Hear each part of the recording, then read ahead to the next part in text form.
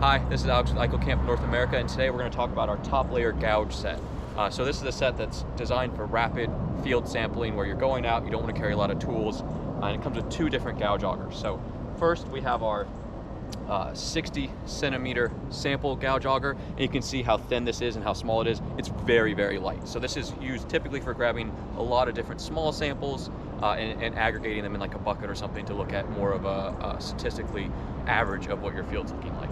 If you want less than that 60 centimeters, it does have markings on the back of different depths. So say you want 30 centimeters, you can grab which one of these you want.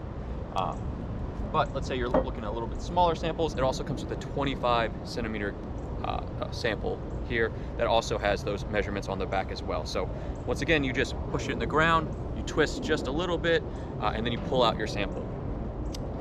Then when you go to empty out your gouge auger, these are blades, they are sharp, don't use your finger.